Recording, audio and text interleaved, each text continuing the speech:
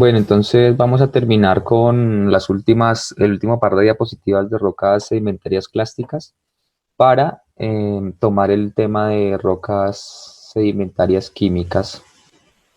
Cuando terminemos estas tres diapositivas, respondemos algunas preguntas. Sé que por lo menos tres compañeros les dije que me recordaran alguna pregunta, alguna duda que tenían hoy. Entonces, cuando terminemos esta presentación, que hacen falta como tres o cuatro diapositivas, entonces respondemos eso para que lo tengan en cuenta. También hablé con una compañera de ustedes y me dijo que tenía problema y es que estaba desde una tablet.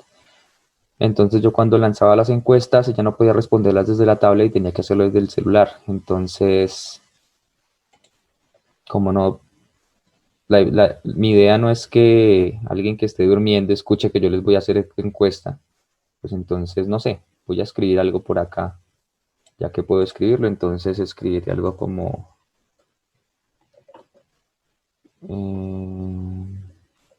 escribir algo como esto. Ustedes ya sabrán que voy a lanzar una encuesta, ¿sí? Entonces el que tenga que sacar el celular, en fin, para responderla, entonces pues ya le estoy avisando, ¿ok? Entonces las personas que estarán viendo la clase serán las que se enteren que voy a hacer encuesta. Mm,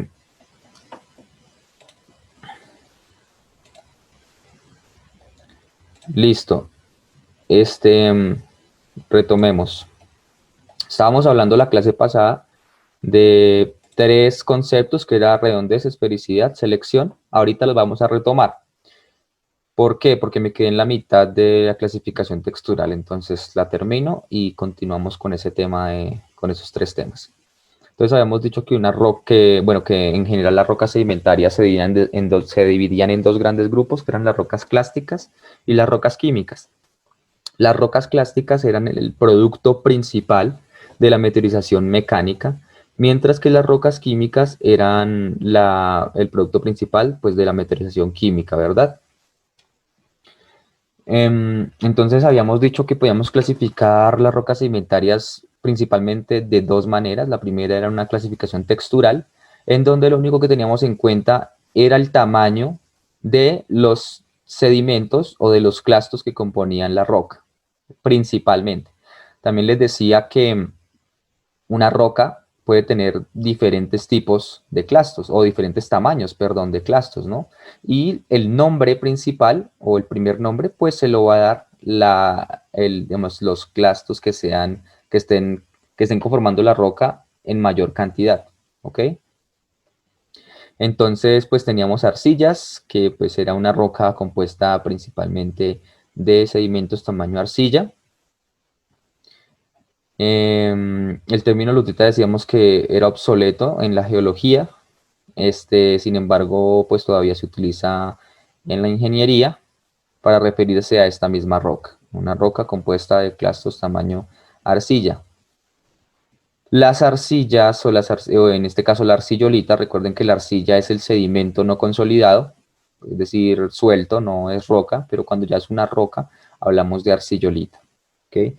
Las arcillolitas pueden tener diferentes colores y eso dependerá de la cantidad de, bueno, algún elemento adicional que tenga, por ejemplo, un enriquecimiento en algunos minerales de hierro, pues les va a dar un color marrón. Si tiene enriquecimiento en materia orgánica, pues será amarillo.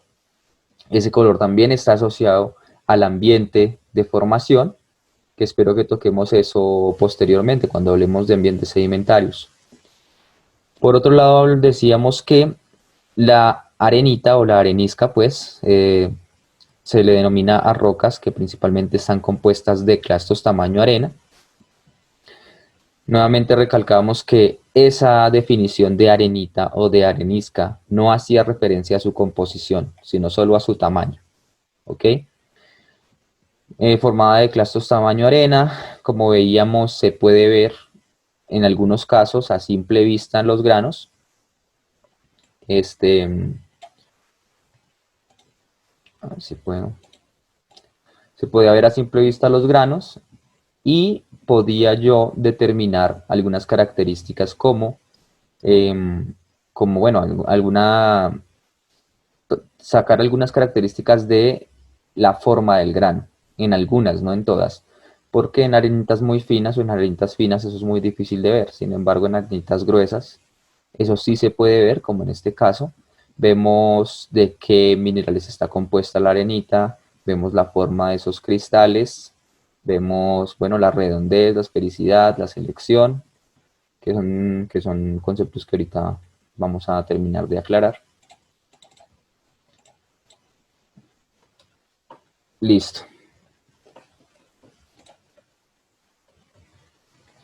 Nos quedaba todavía por hablar de lo que se denomina pues un conglomerado.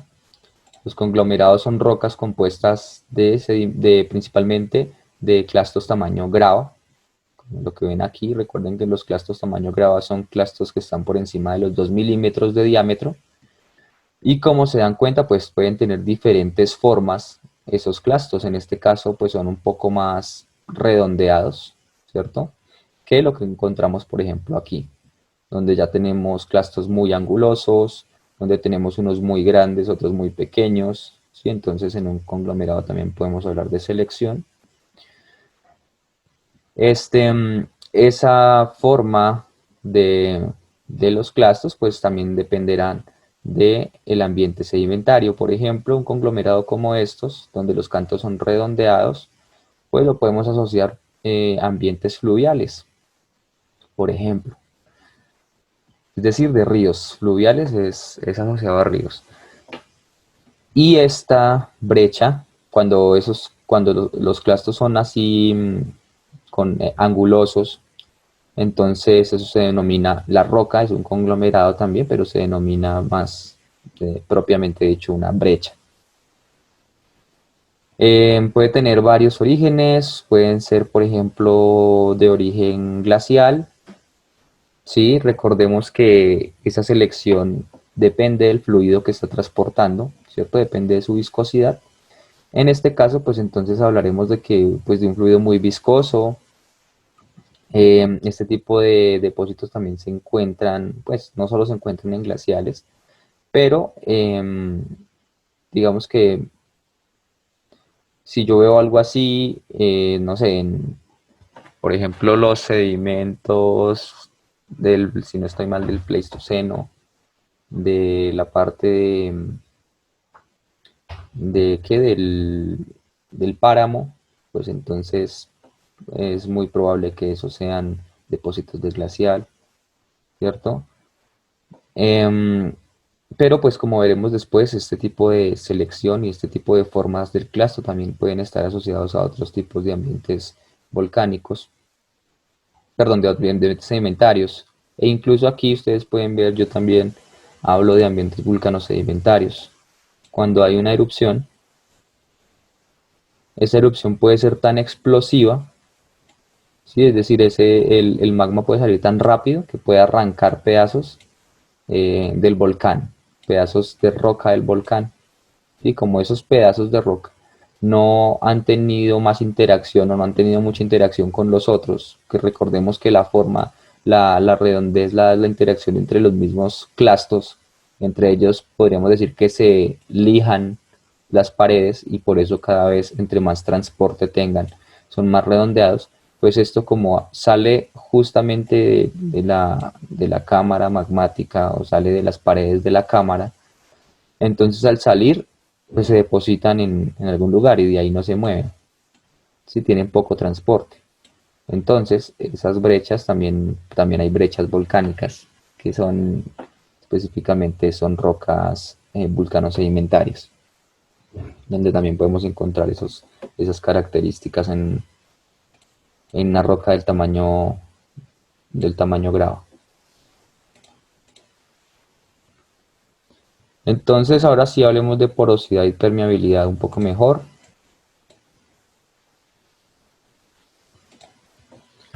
Entonces la porosidad y la permeabilidad son dos conceptos, digamos que comunes en las rocas sedimentarias, pero no solamente se pueden definir en las rocas sedimentarias. Las rocas ígneas extrusivas Específicamente las rocas efusivas pueden tener esta porosidad, ¿sí? Como algunas lavas o las rocas como la pómez, pues es una roca que por definición tiene una alta porosidad. Entonces, pues no son conceptos solamente de rocas sedimentarias. Adicionalmente, las rocas intrusivas, las ígneas, también pueden desarrollar una porosidad secundaria por fracturamiento, ¿ok? Es decir, como hablábamos la clase pasada, la porosidad puede ser primaria o secundaria, dependiendo de en qué parte de la diagénesis se genere. Si es antes de la diagénesis donde aparece esa porosidad, que la porosidad es el espacio lleno de fluido entre los clastos, ¿sí? Pues aquí yo pongo vacío, pero hago la aclaración. Ese vacío me refiero a que está relleno de fluidos, no, pues, no podemos tener aquí entre un poro de roca pues vacío propiamente dicho, ¿no? Pero es fluido, está relleno sea de agua líquida o de hielo o de aire, ¿sí? A eso me refiero con espacio vacío. Entonces ese espacio vacío puede aparecer en la depositación. Tenemos una pregunta. Fue por la vía Melgar, por los lados del boquerón se ven a los lados de la vía. Las paredes son rocas de diferentes tamaños. No sé si lo recuerda. Esto sería un conglomerado. Mm, Boquerón. Sí, creo que recuerdo. Estos depósitos podrían ser conglomerados. Pues lo que pasa es que yo los veo, pues yo lo de la parte más alta, cuando uno va a empezar a bajar hasta ahora, este, pues yo veo esos depósitos tal vez muy sueltos. La verdad es que nunca he bajado como a mirarlos detenidamente, pero a primera vista los he visto como material suelto, ¿sí? Como grava o algo así. Como también vimos la clase pasada, la roca puede formarse por dos procesos, por compactación solamente o por compactación y cementación. En ese caso, esas rocas no tendrían cemento y habría que mirar si la compactación es lo suficiente como para considerar eso una roca. Por otro lado, si estamos hablando de los mismos depósitos, ahí exactamente, justamente esa característica es muy interesante ahí. Y es que hay tamaños de clasto gigantescos, de diámetros, yo podría decir que tal vez 70 centímetros, incluso más. Y también hay tamaño arena, incluso puede haber tamaño lodo. Entonces es una selección muy pobre y tendríamos que empezar a pensar en qué proceso, qué fluido fue el que transportó eso ahí. Tiene la capacidad de llevar sedimentos o de llevar clastos con tamaños tan diferentes. Podría ser algo relacionado con ambiente glacial, podría ser algo relacionado con procesos gravitacionales, como por ejemplo un lahar, que son procesos que veremos después, están asociados a vulcanismo, a derretimiento de hielo, que fue lo que pasó en Armero, ¿sí? Pero sí, esos depósitos son muy, muy interesantes cuando uno ya los ve con ojos de geología. Entonces,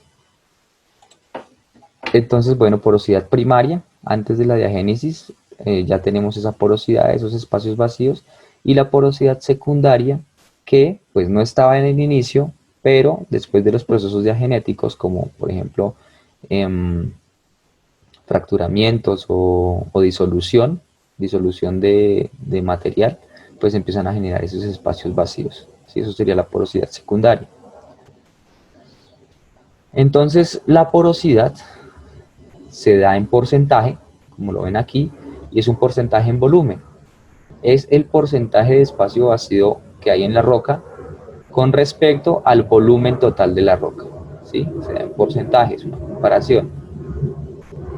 Por otro lado está el concepto de permeabilidad, que como podemos ver aquí, no es directamente que haya interconexión o no de los granos, porque eso depende del fluido que esté pasando por allí. Es decir, la permeabilidad tiene que ver con la interconexión de poros. Por ejemplo, esto es un poro. A ver si cambio de color más bien.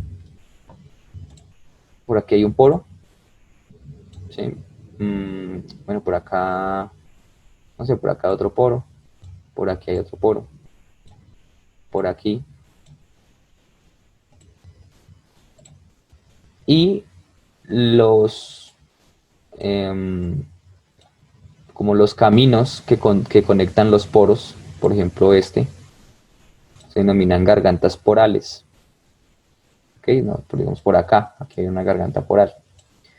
Entonces la permeabilidad tiene que ver con la interconexión entre los poros, pero no solamente con la interconexión.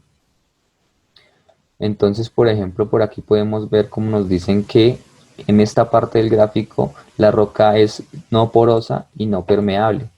No porosa, pues porque vemos claramente que no tiene poros. Y si no tiene poros, pues no tiene conductos para conectar esos poros, entonces tampoco es permeable. ¿Sí? Aquí tenemos una parte donde hay poros, pero no están conectados. Por lo tanto, tendremos una roca porosa, pero no permeable, porque no, esos poros pues no están conectados. Es decir, un fluido que esté aquí y un fluido que esté aquí no se pueden tocar nunca. Siempre van a estar aislados. Y aquí en la parte derecha, extrema derecha del gráfico, vemos que nos hablan de una roca que es porosa y esos poros están conectados. Vemos aquí que tiene poros y esos poros efectivamente están conectados. La permeabilidad tiene que ver con la capacidad de un material de permitir el flujo, pues de un fluido, ¿no? De permitir el flujo de un fluido, no solamente de agua. Por eso es que la permeabilidad no solo puede asociarse con, pues con que existan estos poros y esas interconexiones entre poros, porque también tiene unas, digamos, dentro de la definición, tendremos que hablar también de la viscosidad del líquido que va a pasar por ese material. ¿Sí? Si digamos, no sé, los poros pueden tener un tamaño cualquiera, ¿sí? En donde es posible, en donde para el agua, ¿sí? Pues, que tiene una viscosidad baja, el agua va a poder pasar a través de esos poros, a través de esas gargantas porales y pasar de un lado, como lo vemos acá, si lo puedo, eso, pasar de un lado, ¿sí? El flujo, si se dan cuenta por acá, pasa de un lado al otro. La idea es que tiene que salir al otro lado también. ¿Sí? Entonces, si yo pongo agua, va a ser mucho más sencillo que pueda pasar ese fluido que es su viscosidad es baja, a que si yo le pongo, no sé, aceite o si le pongo petróleo, ¿sí? Entonces, en un caso podría hablar de una roca porosa o, perdón, permeable para agua, pero que no tenga la misma característica para el petróleo, ¿sí? Debido a, por ejemplo, al tamaño del poro, que aunque es suficiente para permitir el paso del agua, no es suficiente para permitir el paso de petróleo. El petróleo tiene también muchas características. Un petróleo no es solamente, pues, digamos, no todo el petróleo tiene las mismas características de viscosidad, por ejemplo. Entonces, cuando hablamos de crudos pesados, crudos livianos, crudos extrapesados, ¿sí? Entonces también, y eso tiene que ver con la viscosidad del petróleo. Entonces, en términos generales, si hablamos de permeabilidad, tendremos que hablar de dos tipos de permeabilidad. Una permeabilidad intrínseca, que es propiedad directamente del material por donde quiero hacer pasar ese fluido, y tiene que ver, eso sí está directamente relacionado con la porosidad, pero es una porosidad intrínseca. ¿Ok? Mientras que una porosidad como tal, una permeabilidad, perdón, estoy hablando de permeabilidad intrínseca, tiene que ver con con la interconexión y con el tamaño de esos poros y es una característica estrechamente relacionada con el material. Mientras que pues, para hablar de la permeabilidad total, de alguna manera, tengo que hablar también de las propiedades del fluido, es decir, por lo menos de su viscosidad. Y recordemos que la viscosidad también es función de la temperatura. Y como les decía lo anterior, define la porosidad, la permeabilidad real, es decir, la permeabilidad intrínseca y la propiedad del fluido. Teniendo en cuenta esas dos cosas, puedo hablar de la permeabilidad real en esa situación. Veamos aquí que tenemos esta ecuación que define la permeabilidad y vemos que es función de la tasa de flujo que es capaz de pasar por el material. Entonces, obviamente, si yo puedo tener un flujo, por ejemplo aquí, bueno, de agua o de cualquier otro fluido, y el flujo es alto, ¿sí? El caudal que pasa por ahí es alto, pues eso me está indicando que la permeabilidad es alta, ¿no? Quiere decir que los poros están muy bien conectados y esa propiedad de que ese fluido pueda correr por los poros y por las gargantas porales, pues se ve evidenciado en que la tasa de flujo es alta. De lo contrario, pues ni siquiera habría un flujo, ¿no? Si no existiera permeabilidad allí. Tiene que ver con el área y es inversamente proporcional al área, ¿verdad? Porque si yo puedo conservar digamos, un alto flujo del fluido en un área muy pequeña, pues eso me está diciendo que la permeabilidad es alta, ¿sí? A menor área, la permeabilidad tiene que crecer porque me está indicando que es muy efectivo el material para permitir el flujo. Si yo necesito más área si yo necesitara crecer esta área aquí, esta área transversal, para mantener el mismo caudal, ¿sí? Digamos si estuviera comparando dos materiales, incluso hagamos el dibujito mejor. Por acá. Estamos comparando con otro cilindro que es más grande, ¿cierto? Ese flujo, esta Q, es igual para ambos, o bueno, todos los parámetros son iguales para ambos, digamos que pasa algo así, pero lo único que se diferencian es que el área de este segundo cilindro es más grande. ¿Eso que me está indicando? Pues que voy a necesitar más poros y más conductos dentro de la roca para igualar a un material que con menos área transversal pues permite el flujo de la misma cantidad pues de fluido. Por lo tanto, pues a mayor área, eso tiene que verse reflejado en una disminución de la permeabilidad. Y a menor área, pues me muestra la efectividad del material para permitir el flujo y la permeabilidad de ese material pues tiene que aumentar. ¿Tiene que ver con la viscosidad? Claro que sí. Sí, yo puedo conservar o puedo ver que el flujo es el mismo. Bueno, nuevamente hacemos una comparación entre dos. En este caso vamos a conservar también el área.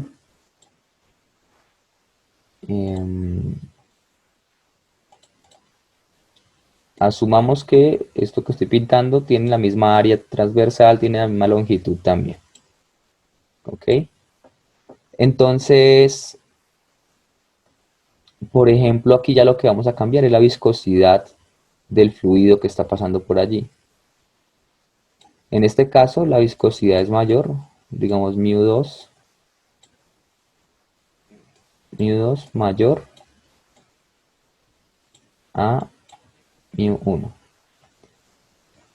Entonces aquí está μ1, aquí está μ2. La condición es que μ2 sea mayor a μ1, la viscosidad del fluido 2 sea mayor a del fluido 1. Si la cantidad de fluido que pasa por aquí, que yo ingreso, y bueno, sobre todo el que está saliendo acá, si la cantidad es la misma, a pesar de que μ2 o la viscosidad del material 2 es mayor, pues quiere decir que este material tiene mejores características pues de permeabilidad, de interconexiones, ya que aunque el líquido es más difícil, o sea, es más dificultoso para fluir, porque eso es lo que me está diciendo la viscosidad. Entre más viscoso es un líquido, pues tiene menos capacidad de fluir. Sin embargo, si el caudal que estoy midiendo al final es el mismo, pues quiere decir que de alguna manera este material 2 tiene mejor permeabilidad, ¿no? Tiene mejores conexiones, tiene los poros y las gargantas porales más grandes, y por eso permite que se iguale con un material por el que está corriendo un líquido que es menos viscoso, que es más fácil tiende a fluir mucho más fácil. Por lo tanto, a mayor viscosidad del fluido, si yo conservo esa misma cantidad de caudal, pues quiere decir que ese material eh, va a ser cada vez más permeable. Y claramente tiene que ver con la longitud de esto. Esa L es esta. Esta es la L que estamos mostrando acá. Ya ahorita repito la diferencia entre porosidades. Tiene que ver con esa L. ¿Sí? A mayor longitud de este cilindro, también vamos a ver que la porosidad, perdón, que la permeabilidad va a ser mayor, ¿verdad? Y ahí también hacemos la comparación.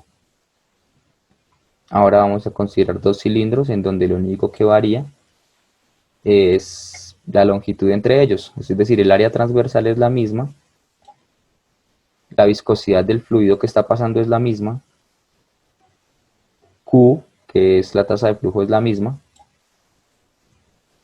pero estamos variando ahora la longitud, ¿cierto? Si conservamos todo, a pesar de que las longitudes son diferentes, esto es L1 y aquí vamos a tener un L2, L2, y decimos que, ojalá, espero que noten eso un poco más organizado en sus cuadernos. L2 es mayor a L1. Pues nuevamente estoy poniendo más material adicional. Digamos que por aquí es el límite o es la longitud L1, es hasta acá. Y tenemos entonces una longitud adicional en este otro cilindro. Aún así se está conservando esa tasa de flujo. ¿Sí? Si está saliendo lo mismo por acá, o la cantidad de fluido que está pasando por ese cuerpo es el mismo, el que pasa acá, a pesar de la diferencia de longitud, pues eso también me está diciendo que este material, este segundo cilindro, pues es más apropiado o tiene unas características que permiten que el fluido pueda fluir mucho más libremente, ¿sí? Por estas gargantas porales y por estos poros, ¿sí? Porque a pesar de tener una longitud adicional respecto a este cilindro inicial, se está conservando la tasa de flujo, ¿sí? Entonces, pues obviamente a mayor longitud también voy a tener mayor permeabilidad.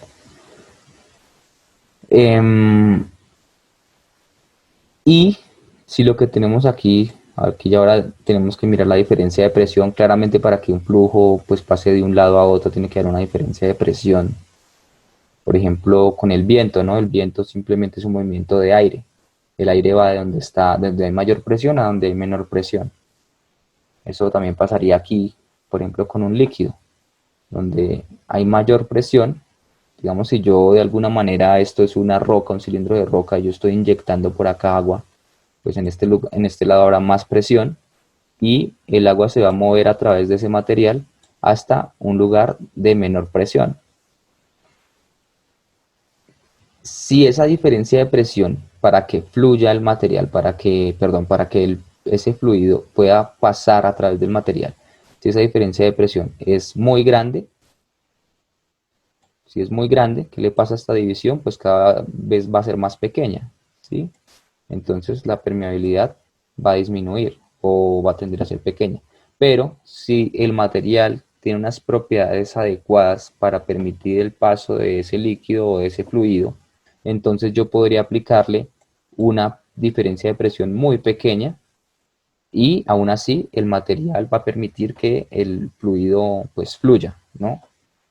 Entonces pues es por eso que esa diferencia de presión digamos que es una medida de alguna manera indirecta de la permeabilidad. Si yo tengo que aplicar una diferencia de presión muy grande para que un fluido pase a través de un material, pues eso me está indicando que ese material tiene una permeabilidad pequeña. Si por el contrario yo tengo que aplicarle solo una diferencia de presión pequeña para que ya ese fluido empiece a ir de una cara a la otra, ¿sí? Entonces pues eso me estaría indicando que la permeabilidad de ese material es muy buena. Normalmente cuando uno habla de permeabilidad simplemente dice que es la interconexión entre los poros de una roca, pero pues también eso está asociado a qué fluido es el que está pasando a través de esa roca, ¿no? Una roca entonces puede tener una buena permeabilidad para agua, pero no una buena permeabilidad para petróleo. O bueno, para otro líquido. Ok. Entonces, en cuanto a porosidad primaria y secundaria, recordemos que la roca, para pasar de material suelto, ¿cierto? Como tierra acumulada, ¿sí? Digámoslo de esa manera. Para pasar de ese material suelto a pasar a formar una roca propiamente dicha, pues tiene que pasar por un proceso que se denomina litificación, ¿cierto? Lo que divide aquí los sedimentos sueltos de la roca es la litificación.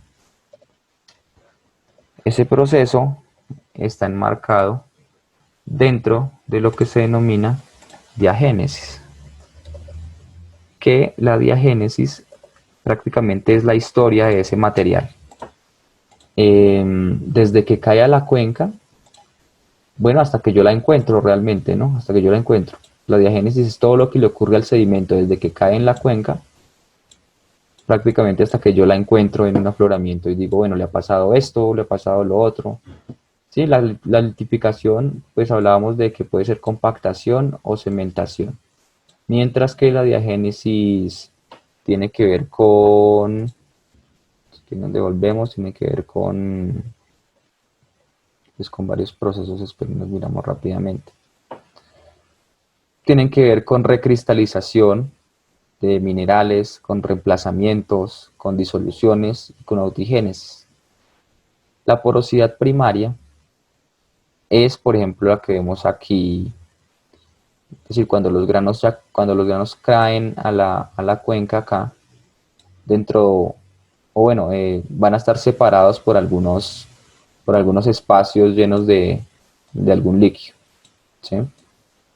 Por acá. Si se dan cuenta, aquí hay mucha más porosidad que la que encuentro en esta segunda parte. Cuando ya tengo, pues recordemos que estábamos hablando, por ejemplo, de esta capa. Si la miramos de cerca, vamos a ver lo que vemos en esta imagen. Entonces va a estar compuesta esa capa de clastos, todavía son sedimentos, de clastos, y esos clastos van a estar separados por algunos espacios, entre comillas, vacíos, pero ya dijimos que están rellenos de fluidos, de sea aire o sea agua, ¿cierto? Y cuando yo le pongo otra capa encima, cada vez le pongo más capas encima a esa misma capa de sedimentos que estoy considerando, pues voy a ir cada vez cerrando más esos poros. Es decir, la porosidad primaria se va disminuyendo con la compactación, ¿ok? Al punto que en algunas rocas, pues la porosidad puede ser muy pequeña, ¿sí? Y eso va a depender de qué, pues del tamaño, incluso puede depender de la selección de la roca. Por ejemplo, si ustedes se dan cuenta, ¿qué pasaría en este primer caso? Si yo, además de esos tamaños que estoy considerando ahí, le pusiera tamaños más finos por acá. Sí, obviamente desde el principio yo voy a estar reduciendo la porosidad de la roca, simplemente por la ocurrencia de esos tamaños más finos que actúan como matriz en esa roca. ¿Listo? Entonces, pero si yo no los considero y digo que la roca está compuesta simplemente de un tamaño en general, pues vamos a ver que la porosidad puede ser mayor, es decir, que la porosidad está asociada directamente con la selección del material dentro de la roca. Pero a mayor compactación yo voy a ir cerrando esos poros, ¿cierto? Voy a ir juntando cada vez más un grano con el otro, por lo tanto los poros se van haciendo cada vez más pequeños, hasta el punto que en algunos casos pues pueden haber muy pocos poros, ¿sí? O pueden haber pocos muy pequeños, más bien, porque pueden ser muchos, pero son pequeñitos. Esa es la porosidad primaria, ¿sí? Es una porosidad que estamos viendo desde el inicio de la depositación. Sin embargo, después de que yo ya tengo una roca propiamente dicho, o sea, litificada, en este caso solo compactación asumamos, Puede que por esfuerzos compresivos o distensivos, esfuerzos tectónicos, yo rompa la roca y esa ruptura genera una porosidad secundaria. ¿Por qué? Porque esas fracturas no son líneas, esas fracturas también tienen, pues, digamos, encierran un volumen. ¿Sí? Pueden encerrar un volumen y dentro de ese volumen se pueden acumular también fluidos. Por lo tanto, le estoy dando la propiedad a la roca pues de espacio vacío, entre comillas, es decir, le estoy generando una porosidad posterior a la litificación. Esa porosidad también puede ser por disolución. Si lo que tenemos aquí son rocas como por ejemplo carbonato de calcio o alguna caliza en general y hacemos pasar por allí eh, agua con algún contenido ácido, pues voy a tener también la posibilidad de disolver algunos de esos granos. Entonces van a quedar huequitos entre los granos, ¿cierto? Van a quedar aquí como corroídos. Y eso pues va a generar una porosidad posterior, ¿cierto? A la generación de la roca. Por lo tanto, eso también se considera una porosidad secundaria.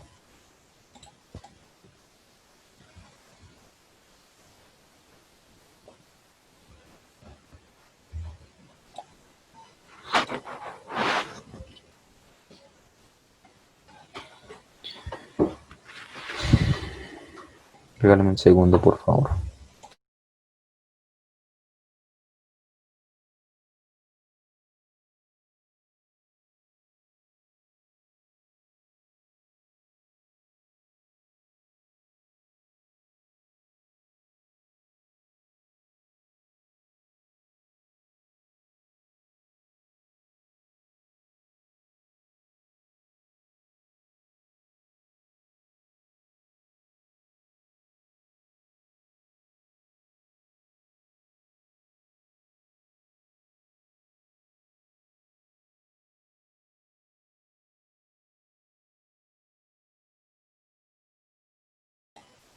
Listo.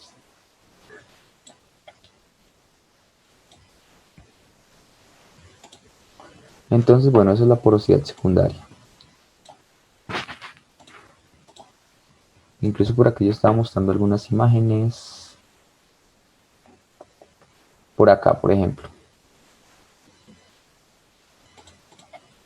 Si se dan cuenta, esto es un grano. Esto era un grano completo. Todos estos espacios que tiene aquí, que hay dentro del grano, eso es disolución. Y eso genera poros.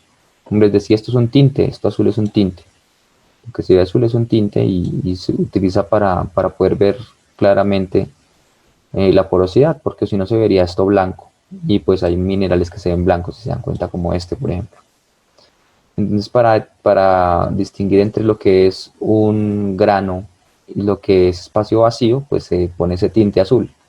Entonces, todo este espacio que hay por acá es disolución, por lo tanto, porosidad secundaria. Puede ser por disolución o por fracturamiento también.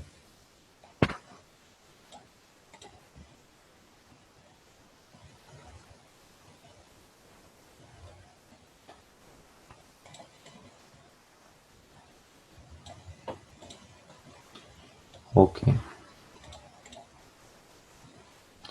Otra cosa de la que habíamos hablado era de los conceptos de selección, redondez y esfericidad, ¿no? Entonces hablamos de que la selección es una medida de qué tan parecidos son unos granos con otros dentro de una roca, en tamaño, ¿no? Qué tan parecidos en tamaño son unos granos y otros. Mm, aquí incluso diría no en forma, ¿no? No estoy hablando del tamaño en forma, sino, perdón, no estoy hablando de qué tan similares son en forma, sino en tamaño. Entonces, cuando son muy parecidos, como en este caso de la derecha, hablaremos de que la roca está muy bien seleccionada, ¿sí? Y a medida que vaya disminuyendo esa similitud entre los tamaños de grano que componen esa roca, pues iremos pasando a una selección cada vez menor, hasta que en el otro extremo encontramos em, que este diagrama nos está mostrando una selección muy pobre. ¿sí? Entonces tenemos rocas pobremente seleccionadas, perdón, muy pobremente seleccionadas, moderadamente seleccionadas, bien seleccionadas o muy bien seleccionadas. Esto tiene pues una manera, de alguna manera decirlo, de una ecuación, tiene una forma numérica de poderlo determinar. Sin embargo, lo que se utiliza comúnmente en un laboratorio es pues este tipo de cosas que se ven aquí, no es una tabla, y lo que uno hace es comparar. Dentro de esa tabla, pues normalmente hay también porcentajes, ¿sí? Entonces dice, por ejemplo, bueno, los tamaños grandes son el 25% y los tamaños pequeños son el 75% restante. Y aquí cambia el porcentaje, cada vez aumentando el tamaño grande y disminuyendo el pequeño. ¿Sí? Entonces uno va comparando estos patrones, lo que ve acá, con lo que ve en microscopio y le va dando pues esta propiedad. Desde el punto de vista comparativo, pues esto es subjetivo, ¿no? A alguien le puede dar moderadamente seleccionada, a otro le puede dar bien seleccionada, observando la misma roca. Entonces, con eso tiene que ver con la selección, es la similitud entre los tamaños de cada uno de los granos. Si se dan cuenta, una roca pobremente seleccionada tiene armazón, ¿sí? Y tiene matriz, ¿ok? Que el armazón decíamos que eran los tamaños más grandes y la matriz son los tamaños más pequeños. No hablamos aquí de un concepto y es del concepto de una roca clastosoportada o matriz soportada. En el caso de las rocas clastosoportadas, tendremos que tener, pues, bueno, no hay necesidad de que haya matriz. Por ejemplo, aquí en este caso, no podemos determinar qué es matriz, por ejemplo, porque no existe. Lo único que hay es estos clastos que podemos denominarlos armazón a todos, ¿sí? Y unos se están tocando con otros. Por lo tanto, diríamos que esto es armazón soportado, ¿sí? Pero en el caso, por ejemplo aquí, sí, por ejemplo aquí, donde podemos definir qué es armazón, que son los más grandecitos, y qué es matriz, que es todo este material más fino. Si no, si no todos los granos grandes se están tocando, como por ejemplo acá, ¿sí? Que dentro de la matriz estos granos grandes estarían flotando,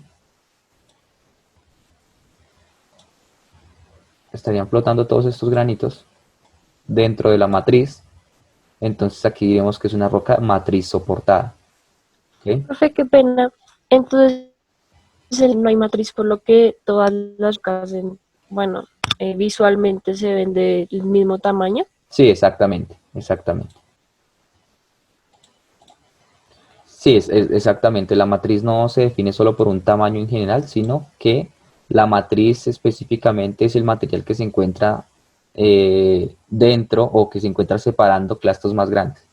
¿Y qué sería esto? Esta sería la matriz de esta roca. Aquí también podríamos hablar, si es que cada vez es más difícil determinar si hay una matriz o no. Por ejemplo, aquí yo ya no sé si todos son clastos o si todos hacen parte del armazón o realmente por aquí puedo tener algo de matriz, ¿sí? Porque la matriz cada vez va siendo menor.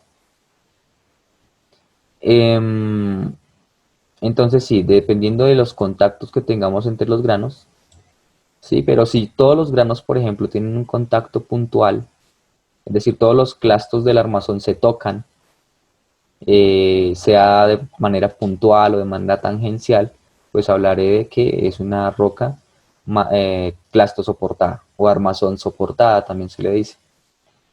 Pero si esos granos grandes están flotando dentro de la matriz, esa roca será matriz soportada.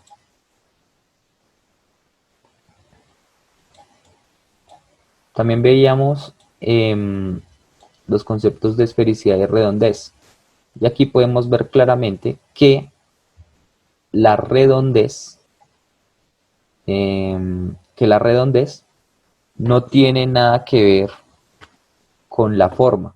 ¿Ok? La redondez puede ser alta, así la forma no sea, pues, en cierto sentido redonda, ¿no? Eso también, la redondez, como les decía, tiene una relación directa es con lo liso que es el borde del clasto, ¿sí? Por ejemplo, este clasto alargado y este clasto que es más esférico, ambos tienen una alta redondez, ¿sí? A pesar de que uno es largo y el otro no. Pero en cuanto a la esfericidad, pues podemos ver también que algo que, que la esfericidad sí tiene que ver ya con esta forma, ¿sí? Con la forma esférica. Es decir, que algo que sea poco redondeado, como en este caso, puede ser altamente esférico, ¿sí? Si da cuenta esto, en cuanto a la redondez, se denomina que es un clasto anguloso, porque tiene estas punticas acá, ¿sí? La forma es irregular o el borde es irregular, ¿sí? Sin embargo, se parece mucho en cuanto a sus dimensiones, ¿cierto? Se parece mucho, digamos, a una esfera, por lo tanto tendría alta redondez, aunque su esfericidad sea muy baja, ¿sí? Entonces aquí podemos ver que en cuanto a la redondez hablamos de anguloso, subredondeado y redondeado, ¿sí? Y la esfericidad sí puede ser alta o puede ser baja. En este caso, esto sería una esfericidad baja. Todos estos tendrían esfericidad baja, realmente. Todos estos tendrían esfericidad baja y todos estos de arriba tendrían esfericidad alta. ¿Ok? Los de arriba se parecen más en cuanto a sus dimensiones a una esfera que los de abajo. Pero la redondez solo tiene que ver con qué tan liso es las paredes que están limitando ese cuerpo. Entre más lisas sean esas paredes, voy a tener una redondez mayor. ¿Ok?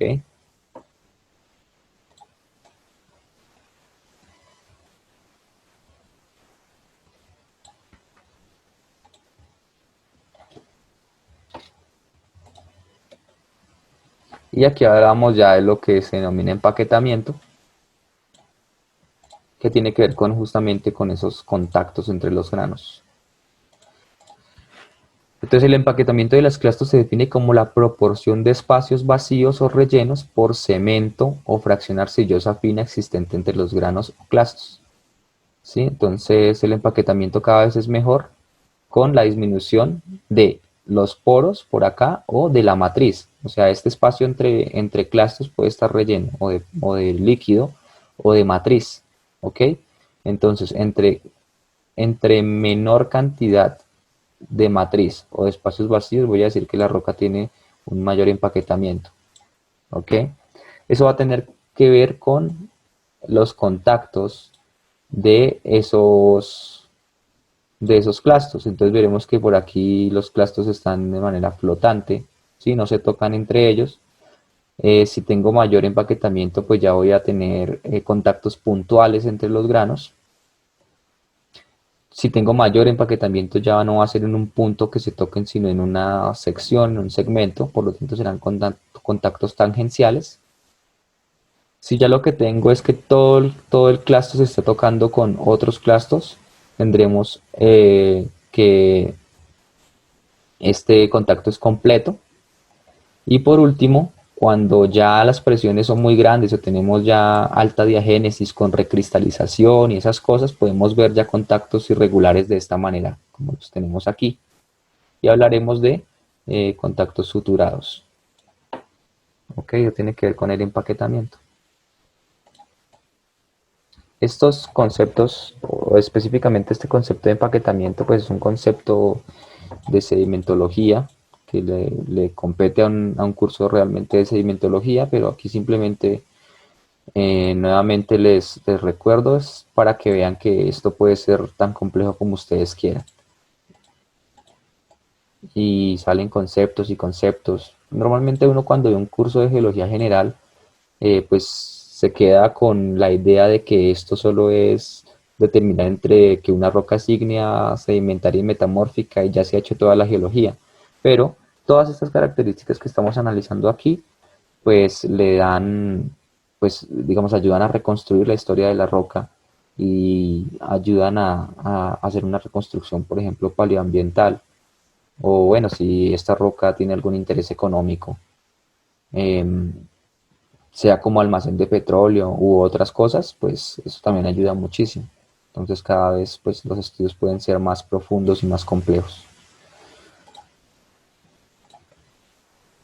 Y hablaremos de que también existe una clasificación composicional de las rocas sedimentarias. Y aquí rápidamente hago la pregunta que hago siempre. En la clase de rocas ígneas, ¿ustedes vieron algo de triángulos de clasificación?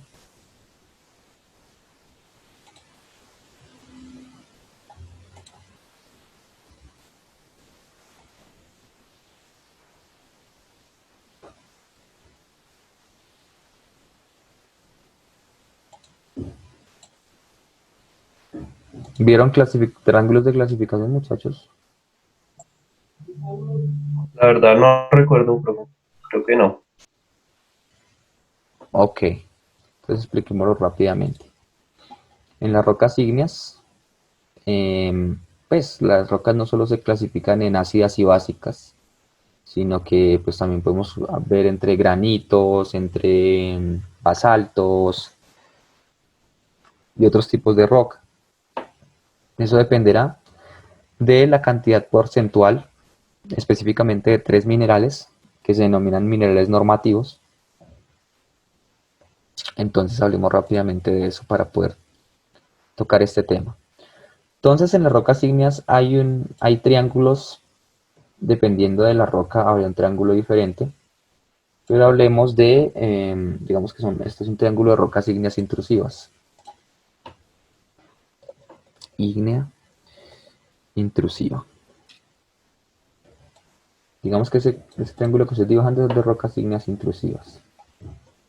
Entonces, para la clasificación de la roca voy a tener en cuenta tres minerales. No quiere decir que la roca solo tenga esos tres minerales. Lo que quiere decir es que esos tres minerales son muy importantes para la clasificación de esa roca. Son muy importantes en su proceso magmático o en su proceso ígneo, por decirlo de alguna manera, y por tanto me ayudan a mí a caracterizar la roca. El primer mineral que yo considero es el cuarzo.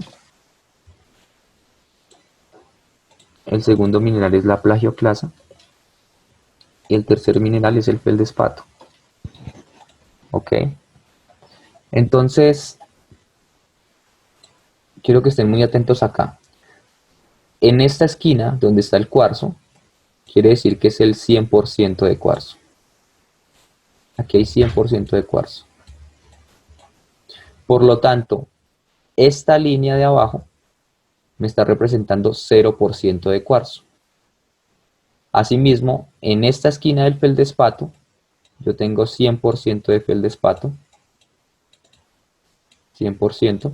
Por lo tanto, esta línea de aquí me está representando el 0% de feldespato. Y por acá, aquí pues en la plagioclasa igual, en la esquina donde encuentro la plagioclasa me está definiendo el 100% de plagioclasa y la línea que está en la parte opuesta a esa esquina me estaría definiendo el 0% de plagioclasa.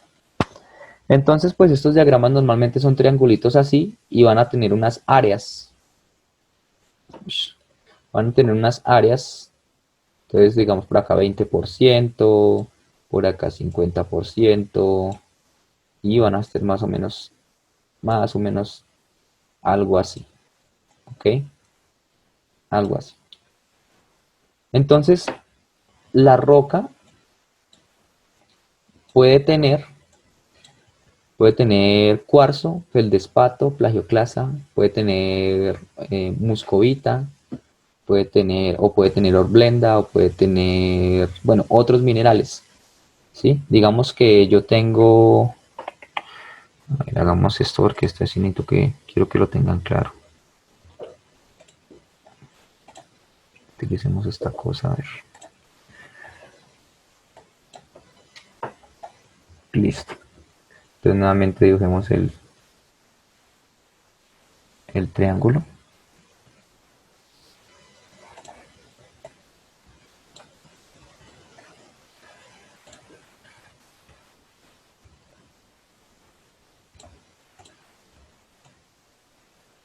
Aquí está el triángulo.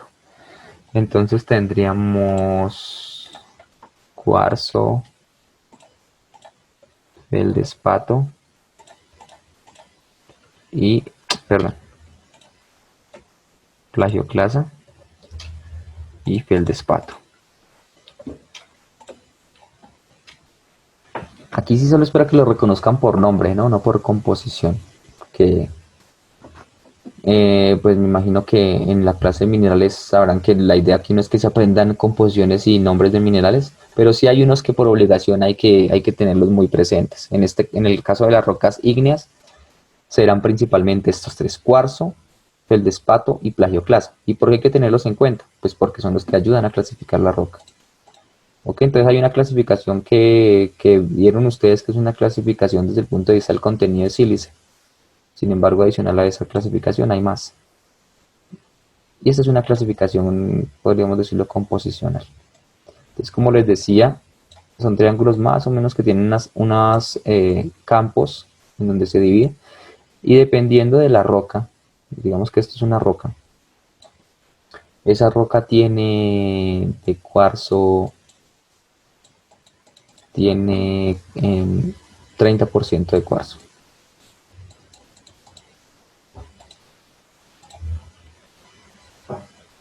Son triángulos de clasificación de Strons, si no estoy mal. Ahorita si quieren lo miramos. Feldespato tendría,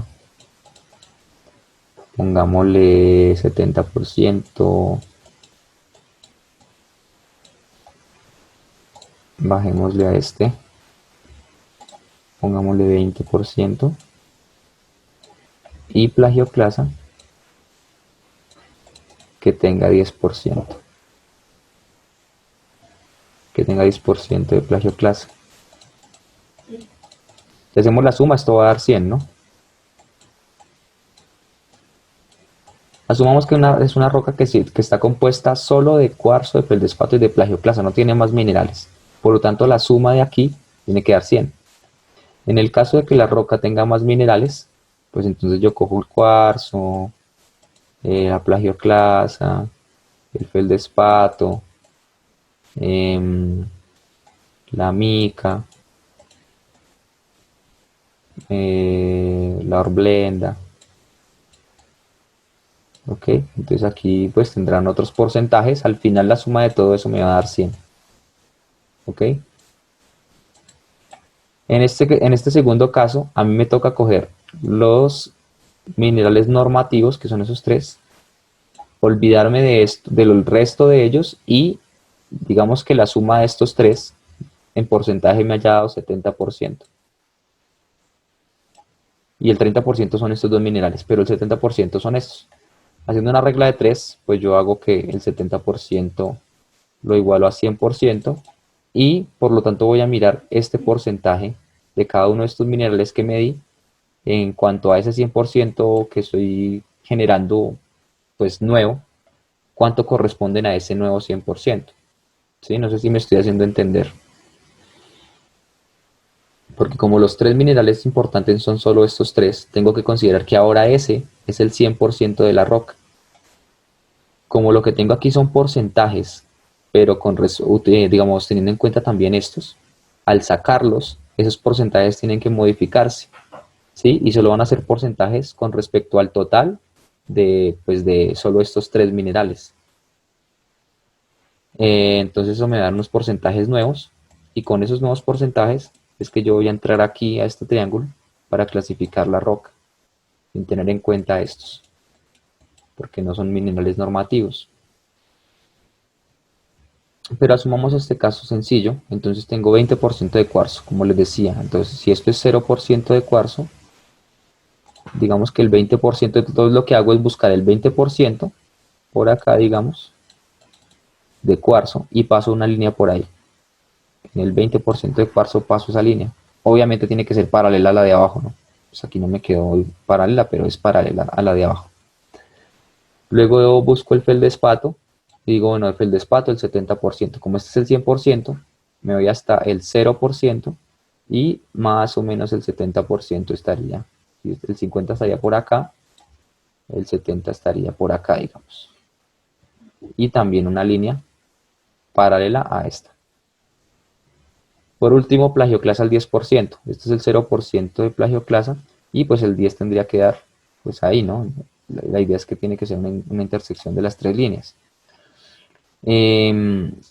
Pues no siempre, sobre todo cuando uno hace, bueno, realmente estos triángulos pues no es que tengan aquí, digamos, la resolución como para que yo vea cada unidad. Entonces a veces la última línea no va a concordar exactamente en la intersección de las otras dos, pero sí va a quedar muy cerca. Entonces eso me va a definir que yo caigo, que esa intersección me va a definir un punto dentro de ese diagrama, y en ese diagrama pues ya va a tener un nombre. Va a decir, el diagrama va a decir por aquí, por ejemplo, puede tener aquí un 1, y aparte va a tener una listica donde dice aquí, el campo 1 es, por ejemplo, un granito, ¿sí? Eso es un granito. Si hubiera caído por aquí, más o menos, estaremos hablando de un gabro. ¿Sí? Entonces aquí sería el campo del gabro, por aquí sería el campo del granito. Bueno, aquí hay otros nombres, granodiorita, diorita, hay muchos más nombres, pero esto es esencialmente lo que es un triángulo de clasificación. En rocas ígneas, pero pues aquí estamos viendo rocas sedimentarias. Lo que pasa es que vamos a tocar el tema de clasificación composicional.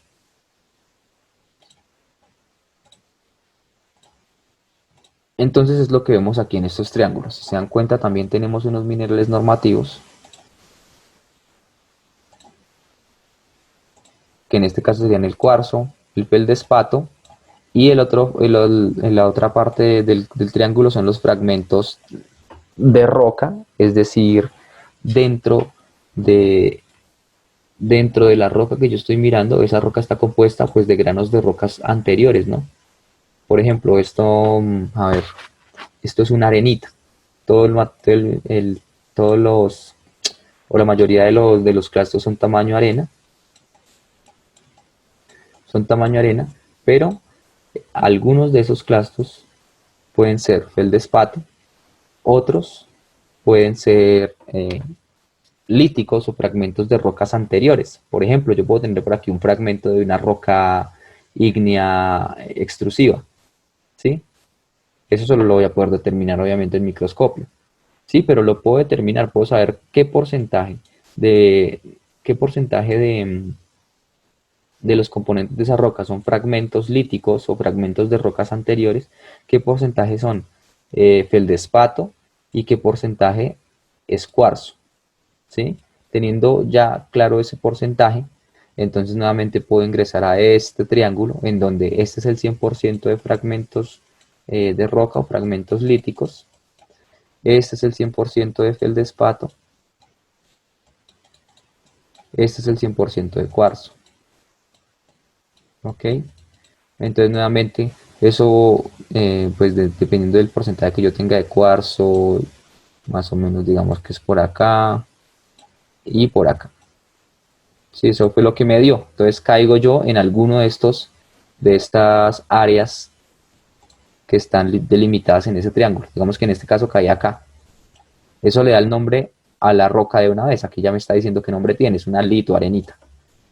¿Sí? Está compuesta en gran parte por fragmentos de roca o fragmentos líticos. ¿Sí? Estos también se denominan líticos.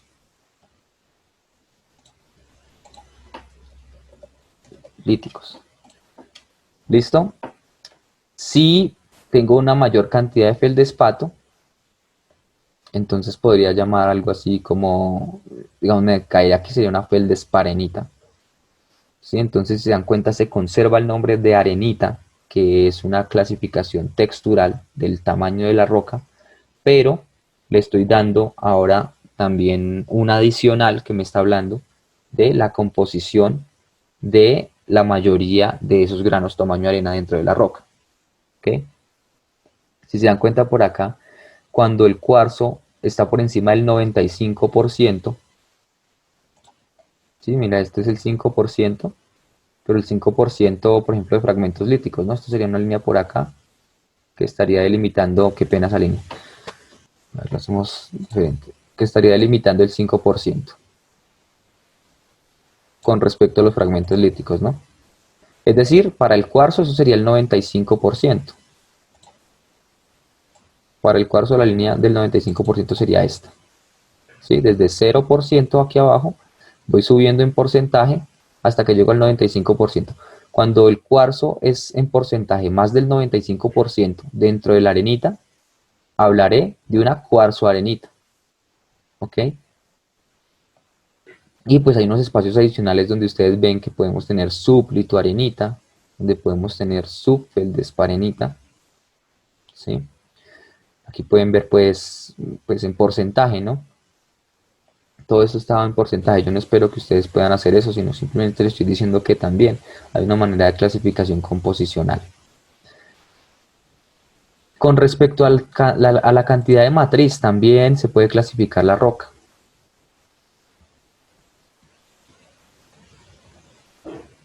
Y por eso aparece esta dimensión adicional. Esto lo que me está indicando es un aumento en la cantidad de matriz. Cuando la roca tiene más del 15% de matriz, hablaremos de,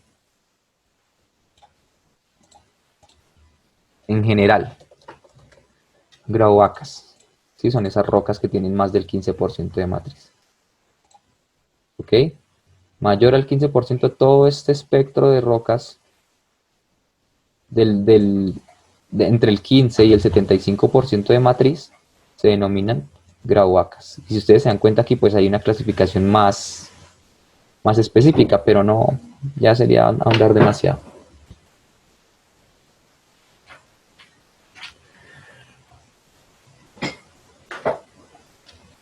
Por encima del 75% de matriz, pues eso ya no sería matriz, ¿sí? Ya haría parte, pues, de la clasificación de la roca.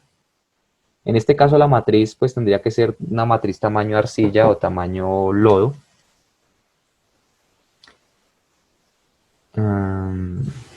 Aquí hagamos la aclaración. La matriz tiene que ser tamaño lodo. Lodo es una mezcla entre arcilla y limo. Normalmente en campo, cuando pues uno no puede determinar entre si una roca está compuesta de clastos tamaño lodo o tamaño arcilla o tamaño limo. Entonces uno dice, bueno, es un lodo. En ese caso la roca se denomina lodolita, ¿sí? Pero pues ya cuando uno entra directamente a hacer la clasificación con microscopio, pues verá que hay mayor cantidad de clastos de cierto tamaño. Entonces será limo o será arcilla, ¿sí? Pero en este caso, si la matriz es de tamaño lodo y es mayor al 75%, pues entonces ya estaremos hablando de arcillolitas o de lodolitas, ¿ok? Ese mudstone es lodolitas.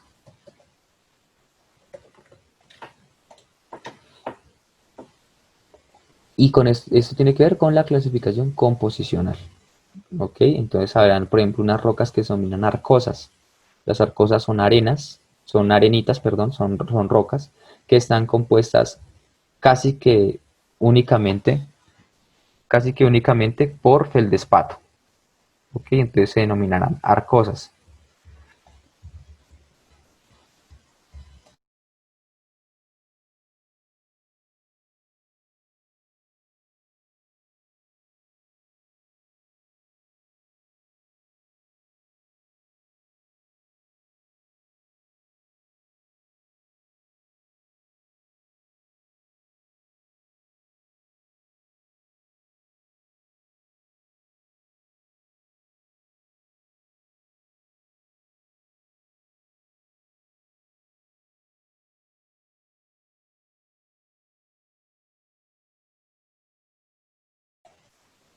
Listo, muchachos, qué pena. Entonces se denominan cosas y eso hasta aquí dejemos la composición, la clasificación composicional. Si ustedes se dan cuenta, pues esto cada vez puede ser más complejo. ¿Ok? Mm, listo, ya terminamos esto. Entonces respondamos rápidamente preguntas que tengan con respecto... Ay, señor. Preguntas que tengan con respecto al taller. Voy a ver si voy abriendo por acá. Si voy abriendo qué, si voy abriendo Google Earth.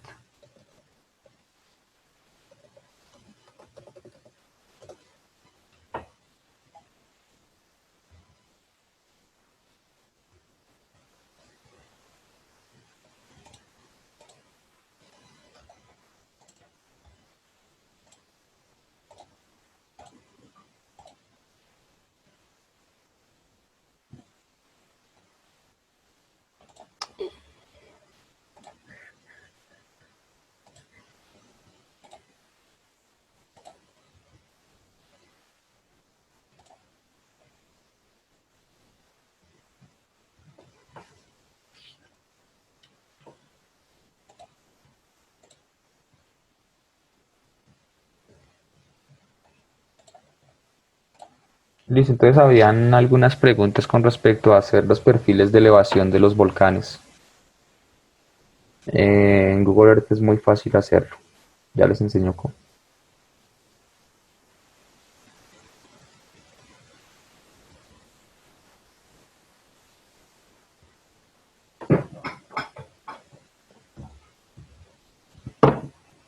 Esto está como morado.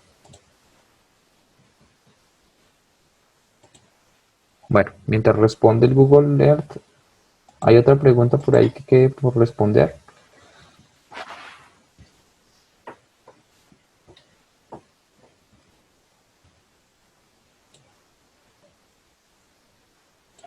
Mientras voy abriendo la otra presentación.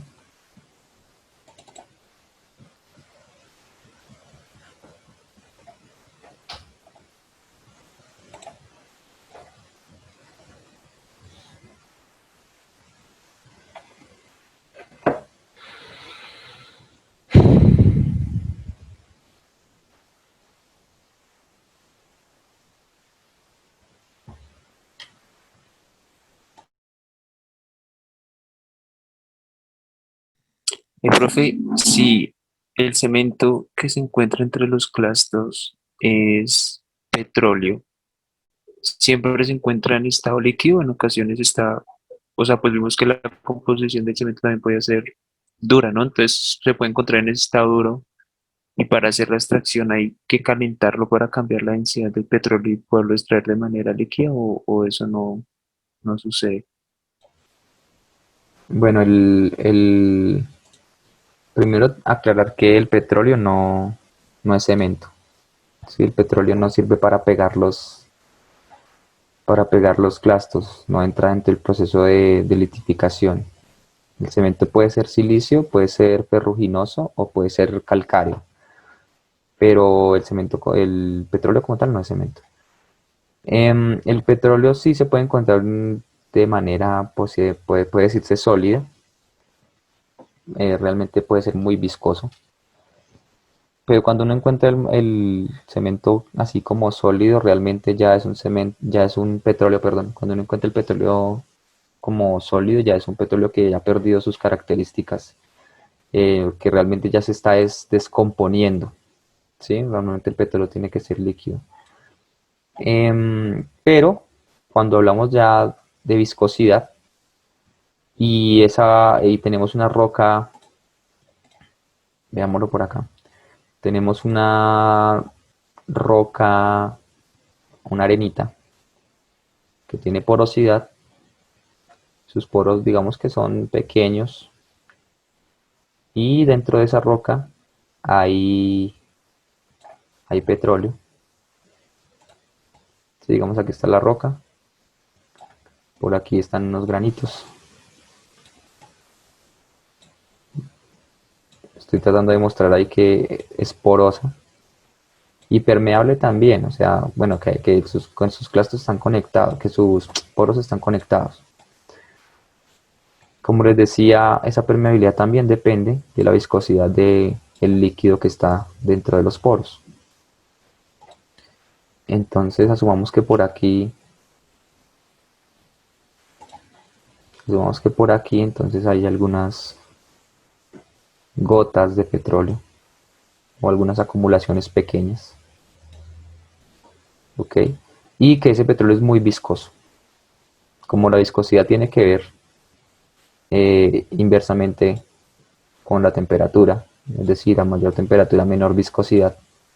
Entonces, claro, si yo le inyecto a esta roca, por ejemplo, vapor de agua, yo le inyecto vapor de agua, voy a cambiar la temperatura de ese líquido, haciendo que tenga, pues que adquiera una capacidad de flujo muchísimo mayor, permitiendo que después de calentarlo, pues la viscosidad disminuya y ahora sí pueda fluir dentro de los poros de la roca. Sí, pero normalmente no es que lo encuentre sólido, lo encuentro es con una alta viscosidad. Cuando ya encuentro este tipo de, bueno, ya entre comillas, eso ya entre comillas lo llamaría petróleo, y está sólido, ya me está hablando de que es un material que en algún momento pudo ser petróleo, pero que ya realmente se está descomponiendo. ¿Ok? O incluso ya está descompuesto. Eso Listo, se gracias. denomina desnaturalizado, cuando le pasa eso al petróleo, cuando empieza a perder sus propiedades. A ver si ya respondió este Google Earth. No respondió. Lo cierro y vuelvo a iniciar.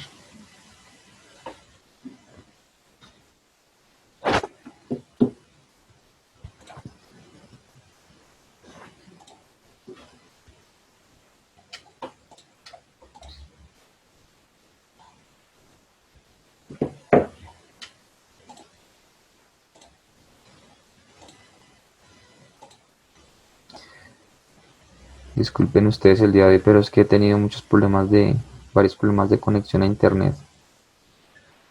No solamente ustedes pueden tener esos problemas, también a veces me pasan a mí.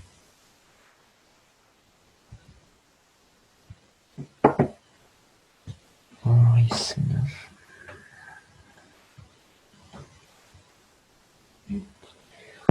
Bueno, entonces a ver si ya podemos reiniciar el Google Earth.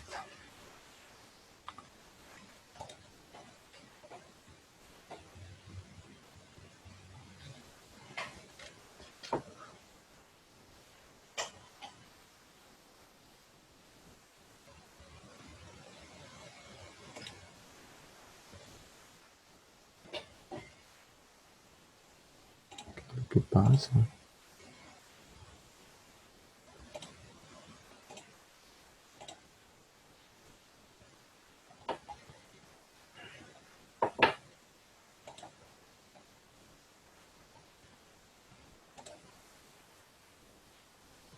No. No, por alguna razón me está generando conflicto con Zoom. Hagamos una cosa. Yo voy a hacer un video más bien en WhatsApp y explicándoles desde mi celular. Y entonces lo subo, listo, al grupo. Porque si no, aquí nos vamos a quedar toda la mañana. Eso lo voy a hacer ahorita mismo. Termina la clase y de una vez lo hago para que tengan claro cómo hacer esos perfiles, ¿vale? ¿Alguna pregunta adicional con respecto al taller que no sea esa de los perfiles?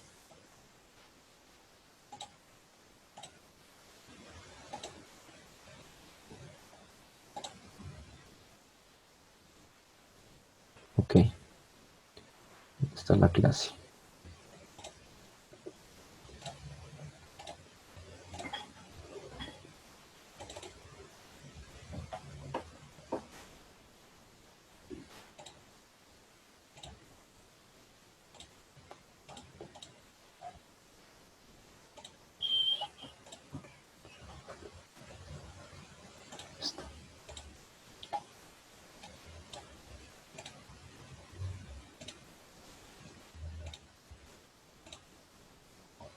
Listo.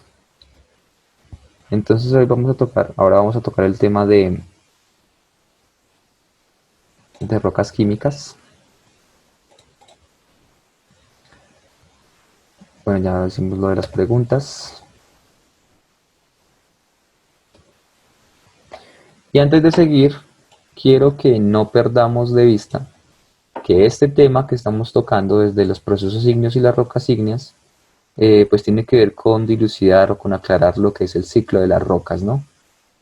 Vimos que las rocas, de alguna manera, por llamarlo de alguna manera, principales o iniciales son las rocas ígneas que derivan directamente de solidificación de material fundido, ¿no? De magma o de lava. ¿Cuál es la diferencia entonces entre magma y lava? ¿Quién la conoce? ¿Cuál es la diferencia entre magma y lava?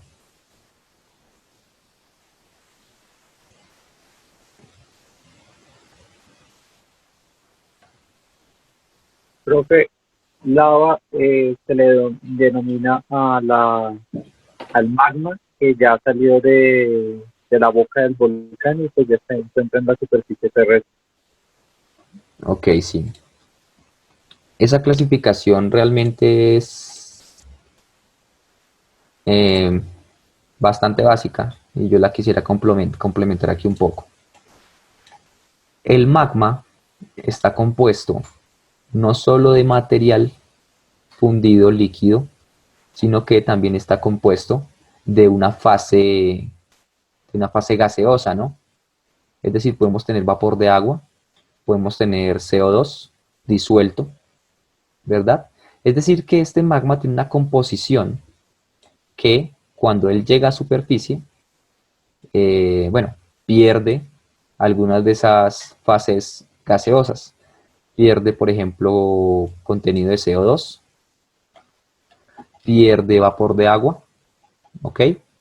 Por lo tanto, existe una diferencia desde el punto de vista composicional entre el magma y la lava. La lava ya no tiene esas fases gaseosas, ¿sí? O al final las va perdiendo, cuando sale la lava, va perdiendo las fases gaseosas poco a poco, ¿ok? Entonces, no solo es la posición con respecto a la superficie, sino que también tiene una diferencia composicional con respecto a los disueltos que tiene, ¿ok? Entonces tendría menor cantidad de CO2 la lava, no tendría vapor de agua la lava, mientras que el magma sí lo tendría, ¿ok? Para hacer esa aclaración. Ok, entonces las rocas iniciales, podemos decir que son las rocas ígneas que proceden directamente del magma o de la lava, ¿ok? Esas rocas ígneas cuando están en superficie, ya sean rocas intrusivas o rocas extrusivas, cuando están expuestos a meteorización, pues se pueden volver sedimentos, ¿ok? Meteorización, vamos a volver sedimento eso. Por lo tanto, después de ese sedimento, podría tener oportunidad de litificarse y volverse una roca sedimentaria. Esa roca sedimentaria se le puede aumentar la presión y la temperatura y se puede volver una roca metamórfica, y esa roca metamórfica se puede nuevamente disgregar, romperse y generar nuevamente una roca sedimentaria. Pero en vez de eso, también podría seguir aumentando seguir aumentando la temperatura y fundirse, dando paso otra vez a generación de magma y nuevamente a la generación de una roca ígnea. ¿Ok? Lo mismo ocurre, bueno, una roca sedimentaria también puede volverse nuevamente sedimentaria, ¿sí? Es decir, una roca sedimentaria puede ser la roca origen o la roca madre o la roca fuente de otra roca sedimentaria, ¿sí? Una roca ígnea puede dar paso a rocas sedimentarias, una roca ígnea, como se dan cuenta por acá en este círculo, puede dar paso directamente a rocas metamórficas, ¿ok? Es decir, que el ciclo no es tan sencillo, ¿sí? No es como a veces lo pintamos, que la roca ígnea se vuelve sedimentaria y entonces después la roca sedimentaria se vuelve una roca metamórfica y después una roca metamórfica se vuelve una roca ígnea y el ciclo se repite. No, este ciclo es más complejo, es mucho más complejo de lo que podría parecer. Incluso por aquí aparecemos ya con otro tipo de rocas, ¿sí? Que son unas rocas que están parcialmente fundidas. Estas rocas se denominan migmatitas y pues tienen también todo un campo de estudio. Entonces no perdamos de vista que esto es lo que tratamos de definir, ¿sí? Cómo se da la generación de rocas, ¿ok? Y cuáles son los componentes principales de esas rocas, de dónde vienen, ¿sí? Y pues también la roca como tal, cómo se clasifica. Luego veremos ambientes sedimentarios, así como ya vieron procesos ígneos que tienen relación con, bueno, que una roca es intrusiva, que una roca es extrusiva, ¿ok? Que una roca tiene clasificación composicional, una roca no tiene clasificación composicional o desde el punto de vista de la acidez, de la cantidad de sílice. Y ahorita estamos viendo pues las rocas sedimentarias que se clasifican desde la manera, desde su, pues se puede abordar desde la parte textural o desde la parte composicional. Y ahora vamos a tocar las rocas sedimentarias, pero las rocas químicas, es decir, las que están directamente relacionadas con los productos de la miniaturización química.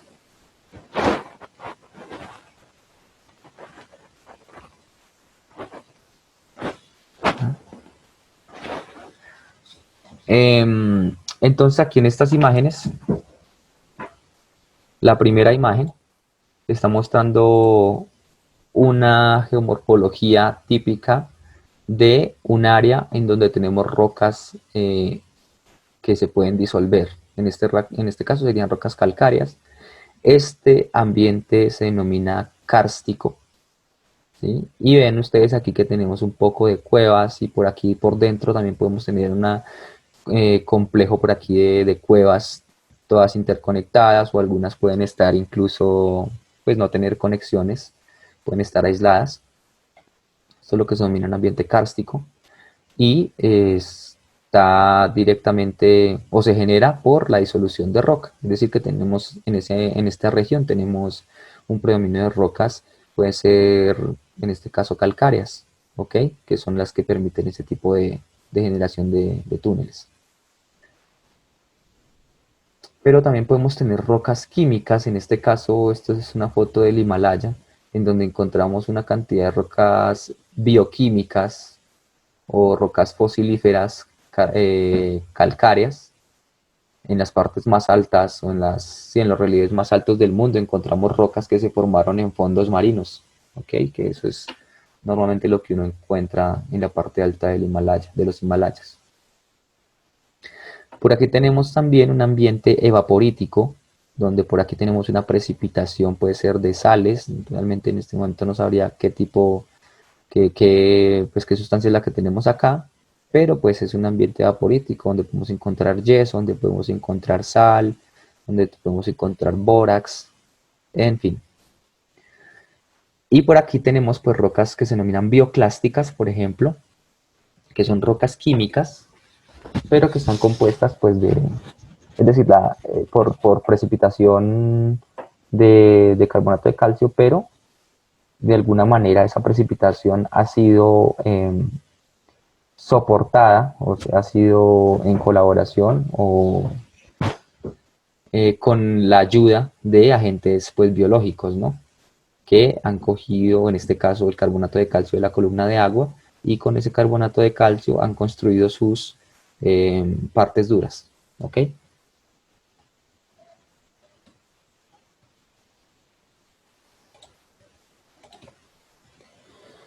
Entonces, empecemos hablando del primer grupo de esas rocas químicas, que son las rocas calcáreas. Las rocas calcáreas principalmente podemos encontrar calizas y dolomías.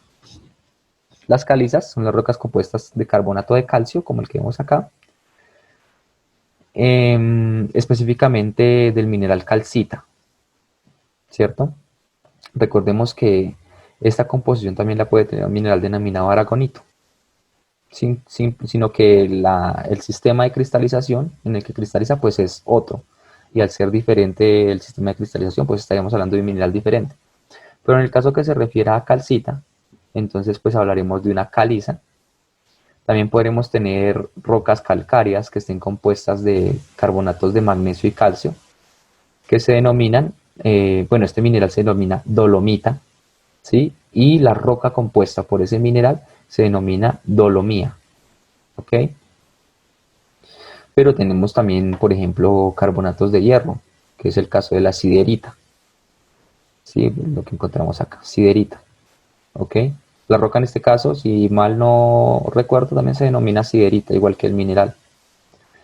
Ok, entonces tenemos rocas como una caliza compuesta de carbonato de calcio. Tenemos dolomía compuesta de mineral dolomita. Tenemos sideritas, que es un carbonato de calcio de hierro. Perdón, es un carbonato de hierro. Es un carbonato de hierro. Y en este caso, si ustedes se dan cuenta, las dos pueden ser calizas, pero pues una tiene fósiles, digamos, macrofósiles y otra no. Pues bueno, entre comillas macrofósiles, porque esto realmente podría denominarse un microfósil, si mal no recuerdo. Pero pues aquí no se ven. Sin embargo, no quiere decir que aquí no haya fósiles. Esto es una roca denominada creta, que es con la que se fabrica o de donde se saca la tiza, ¿sí? Por ejemplo. Y la cuestión aquí es que es una acumulación de fósiles, pero son muy pequeños esos fósiles. Se denominan coccolitofóridos.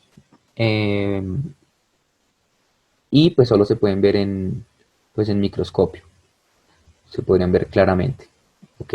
Si mal no estoy, se refiere a algas que tienen placas de carbonato de calcio. Esas placas son las que vienen aquí y se acumulan, se depositan, se acumulan y le dan paso a la generación de esta roca denominada creta.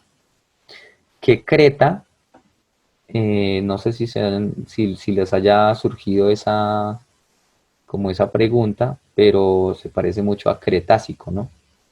Y sí tiene una relación. En el Cretácico pues hay una roca muy importante donde se define justamente el Cretácico, que pues esa roca donde está, si no estoy mal, está el GSSP, que creo que ya les hablé de eso. Esa roca es una creta y por eso el nombre de el Cretácico. Entonces las rocas calcáreas están compuestas principalmente de dos cosas, de aloquímicos y de ortoquímicos. Los aloquímicos hacen parte, bueno, son granos esqueléticos o no esqueléticos, pero que son calcáreos, ¿sí? Son calcáreos. Dentro de esos granos, y dense cuenta que los aloquímicos hacen parte o componen el armazón de la roca, es decir, los clastos de la roca. Los clastos de esa roca calcárea son los aloquímicos y pueden ser oolitos, intraclastos, fósiles y pellets. No voy a ahondar mucho en esto, lo único que les quiero mostrar es que las rocas, así como las rocas clásticas, yo tengo arenitas, tengo gravas, tengo arcosas, tengo grahuacas, tengo lodolitas, tengo feldesparenitas, litoarenitas, en fin. Cuando hablamos de rocas calcáreas estamos hablando de todo un mundo, así como de las rocas clásticas. Es otro mundo, ¿sí? Entonces, también tiene clastos, también pueden tener clastos, pero son clastos de otra naturaleza. Oolitos son unas bolitas, ¿sí? Como unas estructuras circulares de un crecimiento o una cristalización o una precipitación de carbonato de calcio. Alrededor de un granito puede ser de arena o un granito de un fósil, en fin. Pero son unas formitas así redonditas. Normalmente son muy pequeñas, pero a eso se refiere más o menos. Un intraclasto tiene que ver con la cuenca sedimentaria y serían clastos arrancados dentro de la misma cuenca, ¿sí? Que no vienen de otro lado, sino que dentro de la misma cuenca es material obviamente clástico. Todo esto es material, perdón, calcáreo, ¿sí? Todo esto es calcáreo.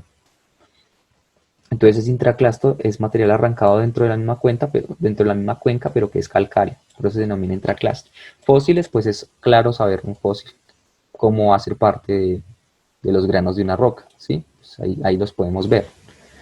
Y los pellets normalmente se creen que son pues desechos de peces, por ejemplo, ¿sí? Pueden ser fosfáticos también, pero en este caso estamos hablando de la composición calcárea, que también pueden hacer parte de lo que es el armazón de las rocas calcáreas, ¿ok? Pero si tenemos granos, tenemos que tener con qué pegarlos, ¿ok? Y para eso está el cemento calcáreo. En este caso, como les decía, el cemento puede ser silicio, puede ser ferruginoso o puede ser calcáreo. En este caso el cemento es calcáreo. Y también podemos encontrar un material fino que puede hacer las veces de matriz aquí. Nuevamente, es una matriz de composición calcárea. ¿Ok? Esa matriz se denomina, o realmente es tamaño lodo, y se denomina lodo calcáreo o también micrita.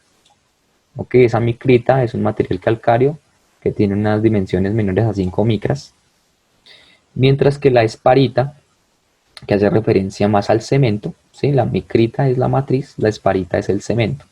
La esparita pues puede generar cristales propiamente dichos de carbonato de calcio mayores a 10 micras. ¿Ok? En un microscopio lo que vamos a ver es unos clastos, digamos que estos son fósiles, ¿ok? Que son los clastos de la roca, y entre esos fósiles vamos a encontrar un material así muy fino, como sucio. Vamos a ver en una sección delgada partes muy sucias, y eso es lo que va a corresponder con la micrita, con ese lodo calcáreo, ¿sí?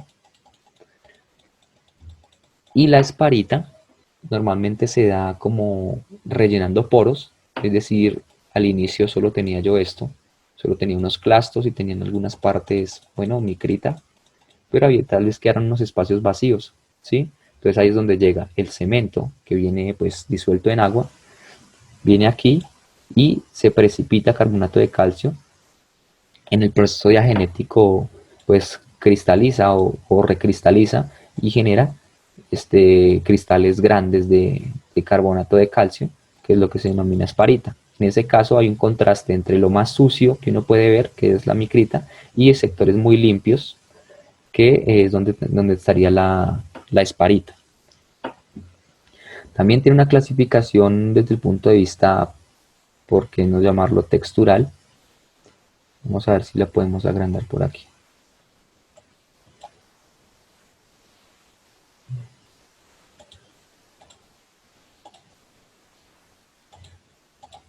Acá.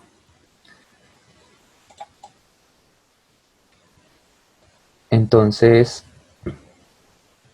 esta clasificación tiene en cuenta la micrita, la esparita y la cantidad de clastos.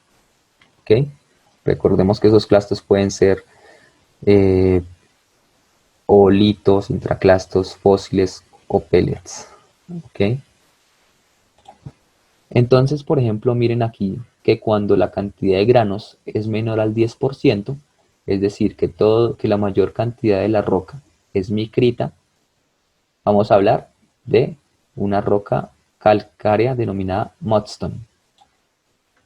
Si los granos, o sea, todavía tengo micrita en la matriz, y los granos son mayores al 10%, denominar eso waxstone. ¿Ok? Waxstone.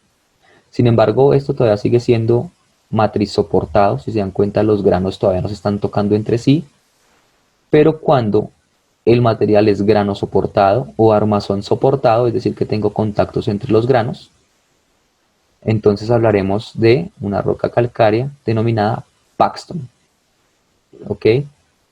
Luego veremos, por ejemplo, aquí que ya no tengo micrita, ya no está la micrita entre los granos, sino lo que realmente me está representando este blanco es la esparita, ¿sí? Cemento.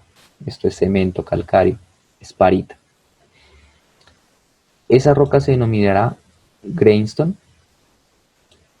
y si dentro de la roca yo puedo ver algunas construcciones biológicas, ¿sí? Como, bueno, pueden ser algas, pueden ser estromatolitos o cosas de ese estilo, entonces yo podría hablar de boundstone cuando la diagénesis ya es muy fuerte, ¿cierto? Y todo esto ya recristaliza a cristales más grandes, como vimos en la parte de diagénesis, entonces se pierde la estructura primaria de la roca, ¿sí? Yo ya no puedo reconocer qué componía la roca en un principio, ya que todos se volvieron cristales.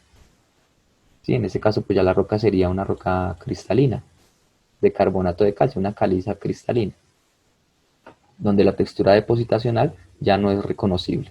¿Por qué? Por la diagénesis. Tiene una alta diagénesis, o la diagénesis es muy fuerte. ¿Ok? No espero que se aprendan esto, solo quiero que vean que pues de aquí, o sea, todo puede tener la complejidad que queramos.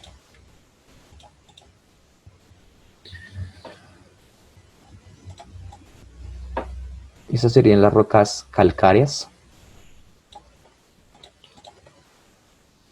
Ok, y veremos que las rocas calcáreas se relacionan directamente con unas partes de la plataforma continental. O sea, para que yo tenga depositación de caliza, requiero de temperatura. ¿Ok? Entonces normalmente las calizas están distribuidas en el globo terráqueo, están distribuidas en latitudes bajas. ¿Ok?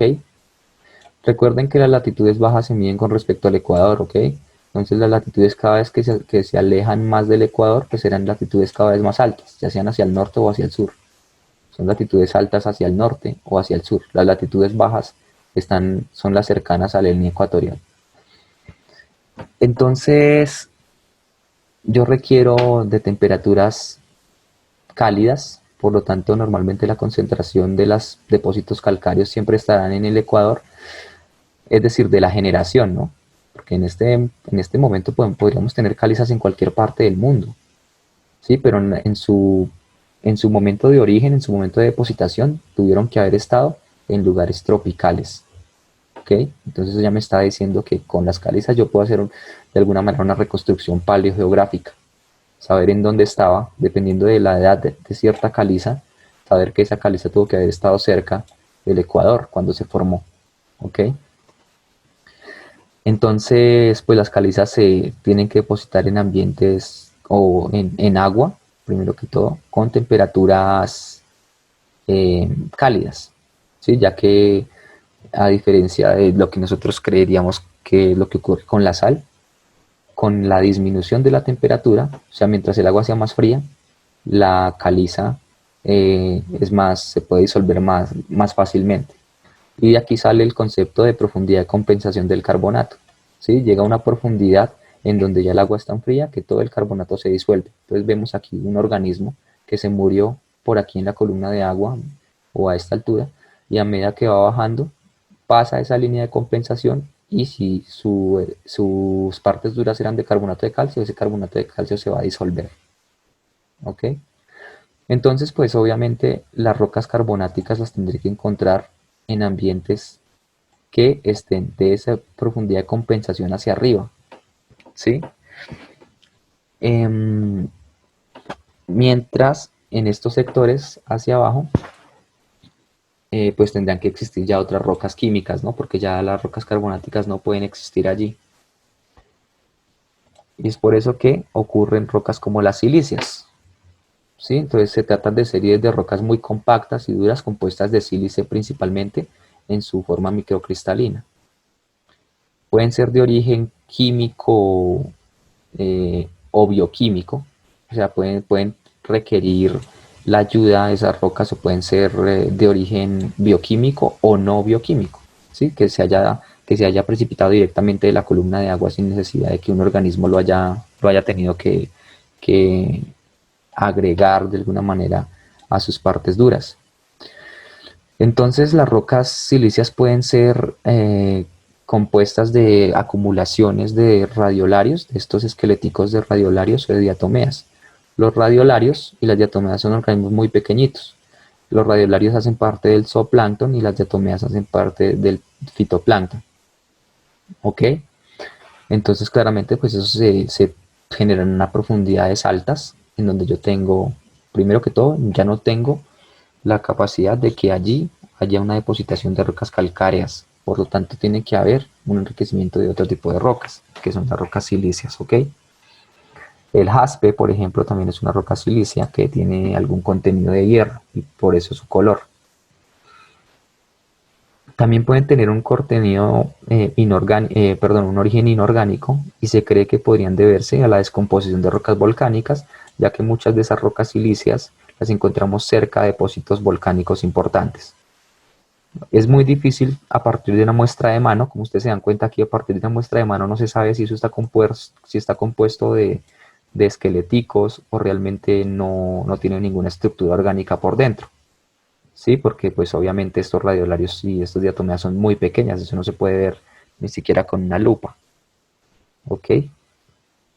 Pero pues son esas rocas principalmente ricas en sílice y precipitación pues de ese sílice. Esas rocas silíceas también pueden estar asociadas a este tipo de fumarolas, que son grietas en la corteza oceánica, en donde hay una actividad hidrotermal. Si se dan cuenta, por aquí pueden haber grietas en la corteza oceánica, permitiendo la infiltración de agua. Esa agua se calienta, se enriquecen algunos iones y vuelve y sale. Esos iones, por el choque térmico entre el agua muy fría del fondo, recordemos que está casi a qué temperatura de como 3 grados más o menos podría estar, y por aquí pues está a temperatura de 400 grados, o sea que por aquí podemos decir que tiene un poder de disolución mayor. Cuando sale y existe ese choque térmico, el poder de disolución disminuye y tiene que precipitar por aquí una cantidad de minerales, principalmente son sulfuros, ¿ok?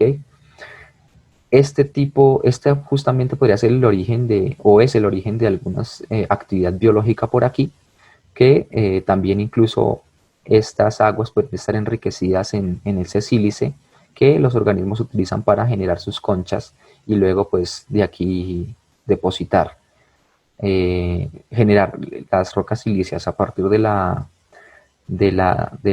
acumulación de esas partes duras, de las diatomeas o radiolarios, o por la descomposición de rocas volcánicas, también hace generar las rocas, pero pues ya no desde el punto de vista de que un organismo haya cogido el sílice, sino que el sílice directamente pasa de la columna de agua a precipitar en la corteza oceánica o sobre la corteza oceánica. Por último tenemos las rocas evaporíticas, que tienen que ver pues justamente con eso, con evaporación. Normalmente es agua, ¿sí? Entonces pues ya veremos después, más adelante, veremos los ambientes evaporíticos, pero las rocas evaporíticas principalmente son la halita, que es la sal común, el yeso, que es un mineral y su roca también se denomina yeso, la anhidrita, que es un mineral y su roca también se denomina anhidrita, el bórax, que también es un mineral y si mal no recuerdo la roca también se denomina bórax, y el mineral silvina, que es un cloruro de potasio, que su roca se denomina silvita. ¿Ok? Estos pueden todos generarse en el mismo ambiente vaporítico, pero se generan en un orden definido, que verán después en ambientes evaporíticos. Primero creo, si mal no recuerdo, es el bórax, luego vendría el yeso, luego vendría la anhidrita, luego vendría la halita y por último la que se precipita es la silvina. Esto tiene que ver pues también con su poder de disolución, ¿sí?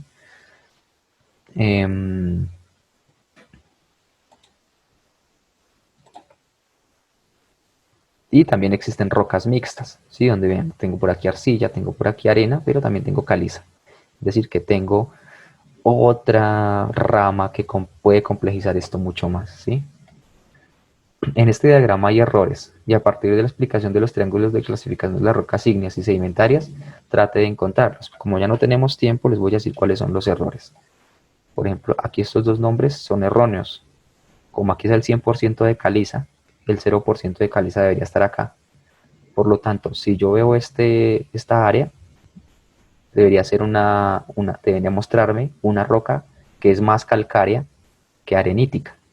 Por lo tanto, esto debería ser una caliza arenosa. O sea, estos dos nombres están cambiados. Esto debe ser una caliza arenosa y esto debería ser una arenita calcárea. Y aquí también hay otro error. Esto aquí ya hablan de arena, pero recordemos que la arena no es una roca. La arenita es una roca. ¿Ok? Estos nombres están cambiados. Espero que lo tengan en cuenta para cuando estén estudiando. Estos dos nombres están cambiados. ¿Ok? Aquí también hay otro error. Esto no es arena arenosa. Esto sería una arcilla o arcillolita arenosa, ¿sí? Y esto sería una arenita arcillosa. Esta sí está bien. Una arenita arcillosa y esto sería una arcillolita arenosa.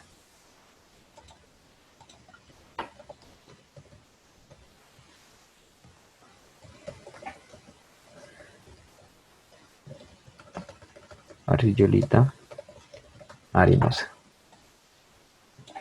Ok.